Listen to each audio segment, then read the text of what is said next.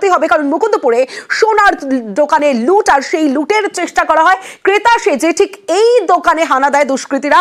মুকুন্দপুরে সোনার দোকানে লুটের চেষ্টা, ক্রেতা সেজে লুটের চেষ্টা। ইতিমধ্যেই দুজনকে গ্রেফতার করেছে পুলিশ। কিভাবে ধরা পড়লো এই দুই দুষ্কৃতী, ঠিক কি হয়েছিল জানাবে বিবেক, রয়েছে আমার সঙ্গে। বিবেক,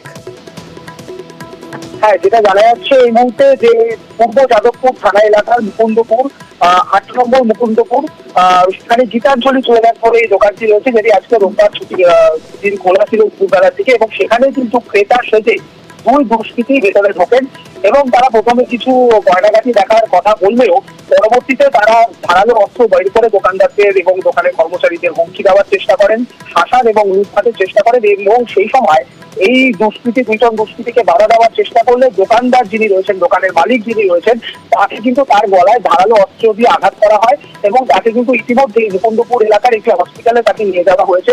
অপরদিকে এই দুই দুষ্কৃতী তাদেরকে কিন্তু পূর্ব যাদবপুর থানার পুলিশ তারা কিন্তু আটক করেছেন ইতিমধ্যেই। এবং দোকানে যে সিসিটিভি ফুটেজ আছে সেটিও খতিয়ে দেখার চেষ্টা করা হচ্ছে যে কি ঘটেছিল এবং কিভাবে এই দুষ্কৃতীরা ভিতরে ঢুকলো এবং কিভাবেই বা তারা দোকানদারকে আক্রমণ করলেন বা তারা কি করেছিলেন ভিতরে, সেই সম্পর্কিত যাবতীয় তদন্ত কিন্তু চালাচ্ছে পূর্ব যাদবপুর থানার পুলিশ।